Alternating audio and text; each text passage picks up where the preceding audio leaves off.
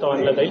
सुषमा अंधारे असं म्हणतात की माझ्यावर हक्कभंग प्रस्ताव आणणे म्हणजे ललित पाटील प्रकरणावर आवाज उठवू नका असं एक प्रकारचा दावा ते करतायत आणि ते असं म्हणतायत की जर पत्रात उल्लेखच असं तुमचा उल्लेख केलेला नाहीये तर देवयानी फडणवीस स्वतःहून का ओढवून घेत आहेत। उबाठा सेनेच्या नेत्या सुषमा अंधारे यांनी एक पत्रकार परिषद मध्यंतरी घेतली होती। काल देखील मी म्हटलं की त्यांनी पत्रकार परिषदेमध्ये माझा उल्लेख केला नाही, परंतु त्यांना आलेल्या एका निनावी पत्रामध्ये ज्याचं माझं नाव होतं ते पत्र त्यांनी सर्व पत्रकारांना दिलं। ते पत्र नाशिक शहरामध्ये देखील पोचलं, काही पत्रकारांनी माझ्यापर्यंत पोचवलं आणि आपल्या त्यांच्या नावाने आलेलं पत्र हे माझ्यापर्यंत पोचलं, पत्रकारांपर्यंत पोचलं। जर तुमच्या कोणाच्या जर सुषमा अंधारेंच्या नावाने आलेलं पत्र जर मार्केटमध्ये बाहेर येतं ह्याचा अर्थ सुषमा अंधारेंनी ते पत्र जे आहे माझं नाव न घेता सर्वांना दिलं, हा गुन्हा आहे। जर आम्ही तुम्हाला वाटत असेल आम्ही कुठं सहभागी होतो, आरोपी होतो, पुरावे द्या। मी तर त्याच दिवशी गृहमंत्र्यांना पत्र दिलं की सदर प्रकरणाची पूर्णतः चौकशी करावी। आपल्याला सर्वांना माहिती आहे की गेल्या 1.5 वर्षांपासून नाशिकला ड्रग मुक्त करण्यासाठी मी कणखर पद्धतीने लढा न घाबरता देत आहे।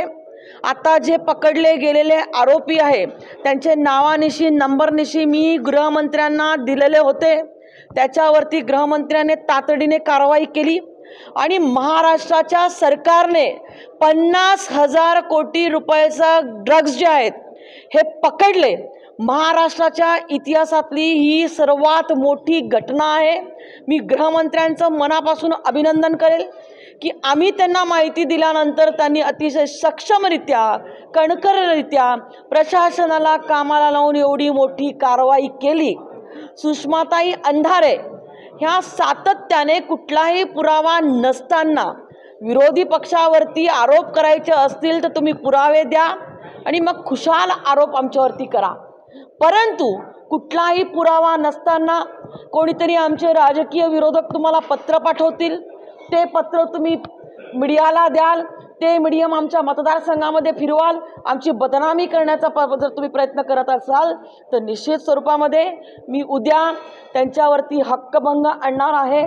माननीय अध्यक्ष महोदयांना हा हक्कभंग मी सादर करणार आहे आणि सुषमाताई अंधारेंनी माझी विनंती आहे ती त्या उबाठा सेनेच्या नेत्या असतील, परंतु त्यांनी माहिती घेतल्यानंतर पूर्णतः त्यांनी बोलायला पाहिजे। विरोधाला विरोध म्हणून, राजकारणाला राजकारण म्हणून त्यांनी काम करता कामा नये। आत्तापर्यंत करीत असलेले सगळे आरोप हे त्यांचे खोटे आहेत आणि ललित पाटील हा उबाठा सेनेचा पदाधिकारी होता। हे प्रकरण सगळं मी उघडकीस आणण्याचा प्रयत्न केला आहे नाशिक जिल्ह्यामधनं। आपण बघितलं असेल की मी त्या विषयाच्या विरोधात सातत्याने बोलतीये आणि हे ड्रग प्रकरण मी उघडकीस आणलं म्हणून तर माझ्यावरती आरोप केला जात नाही ना, हा माझा त्यांना प्रश्न आहे। आणि त्यामुळे सुषमाताई आम्ही बोलल्यानंतर प्रकरण उघडकीस आल्यानंतर तुम्ही बोलताय, हे प्रकरण मुळात उघडकीस मी आणलं तोपर्यंत 1.5 वर्ष तुमच्याकडे सत्ता होती, 3 वर्ष तुमचे मुख्यमंत्री होते, तुम्ही कधी ड्रग्सच्या विरोधामध्ये एकही कारवाई केलेली नाहीये। एक कारवाई उद्धव ठाकरे सरकारच्या कालावधीमध्ये ड्रग्सवरती झाली नाही, परंतु फडणवीस सरकारने आत्ता 50,000 कोटी रुपयाचे ड्रग्स पकडलेले आहेत। त्यामुळे तुमचे मुख्यमंत्री घरात बसून काम करत होते, आमचे एकनाथ शिंदे आणि आमचे देवेंद्र फडणवीस अजितदादा हे रस्त्यावरती उतरून तरुणांसाठी काम करतायत, हे आज इथं सिद्ध झालेले आहे। आणि म्हणून मी मनापासून गृहमंत्र्यांचं ह्या विषयाच्या बाबतीमध्ये अभिनंदन करेल की राज्याच्या इतिहासातली सर्वात मोठी कारवाई कोणी केली तर उद्या लोकांना देवेंद्र फडणवीस हेच नाव पुढे घ्यायला लागणार आहे।